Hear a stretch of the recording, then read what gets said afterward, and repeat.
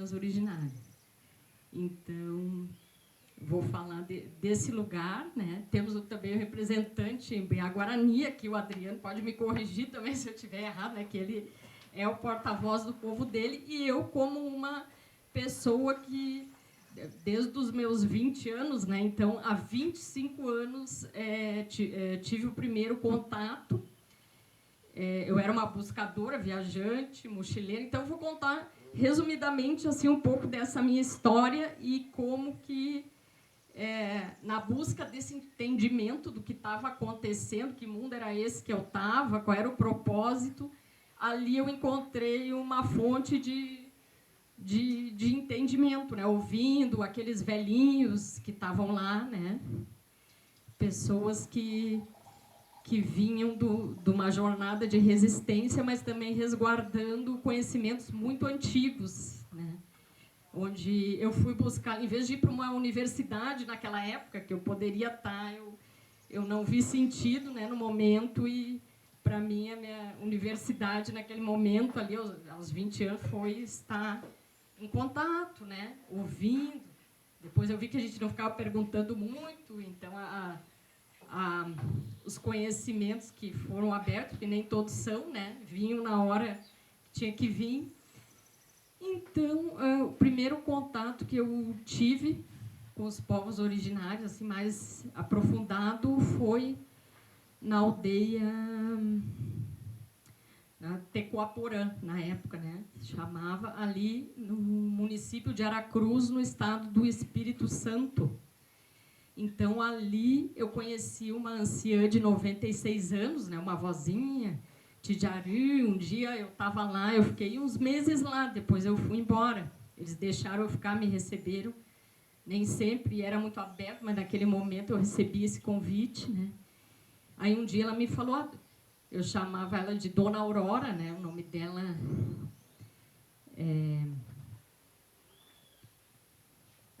o nome dela em português, né, Dona Aurora, mas ela me disse um dia, me chama de Tidjari, porque todo mundo me chama de Tidjari, que é minha avó, né? É a avó de todos. E eles contavam a história da mãe dela, que foi uma grande líder espiritual, a Tatantim Uareté, que faleceu aos 105 anos nesse território do Espírito Santo.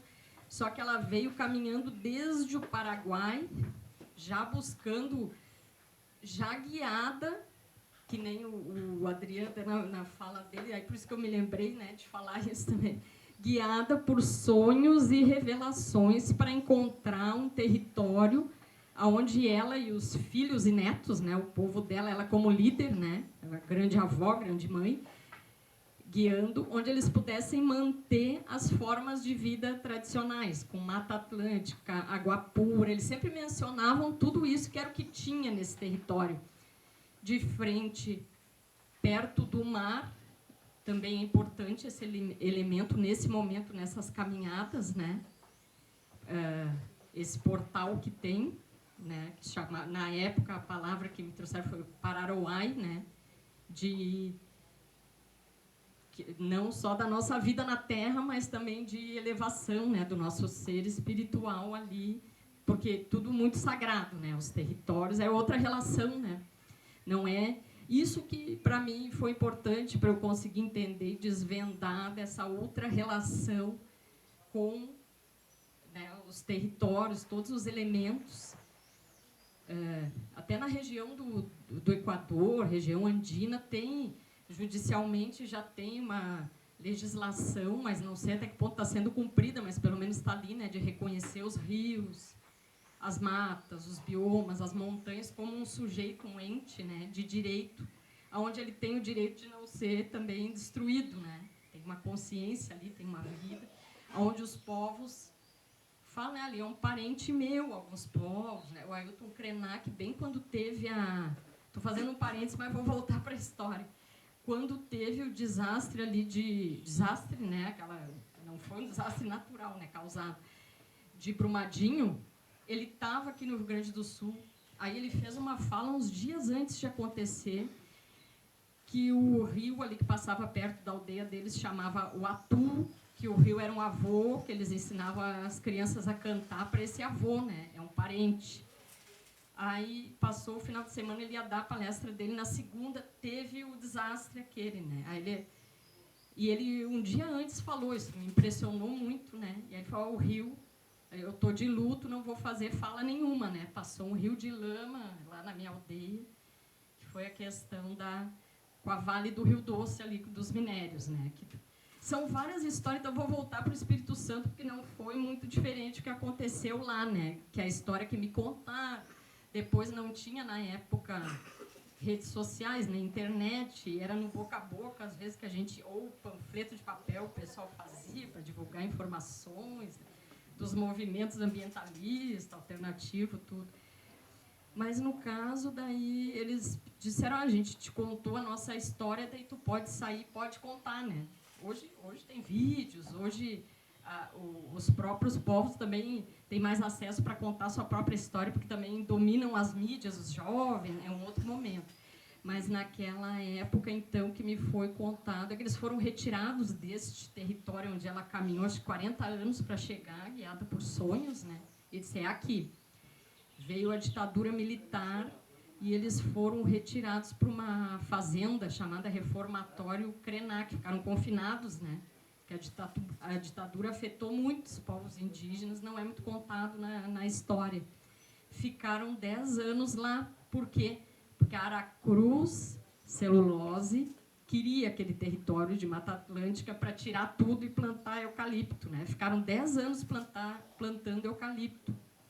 E eles ficaram 10 anos em Minas, numa fazenda. Então, eles ganharam o direito de retornar para o território. Só que quando eles retornaram, não tinha mais nada, né? Eles falaram, a gente precisa agora até do postinho de saúde, porque as nossas ervas medicinais já não tem todas, né? Não tem água pura que tinha, porque o eucalipto seca tudo, né? E aí a vozinha, antes de falecer, que eu não conheci, quando eu cheguei lá, fazia 5 anos que ela tinha partido, né, a Tatantim, falou, não aceitem o dinheiro dos brancos, não comam a comida.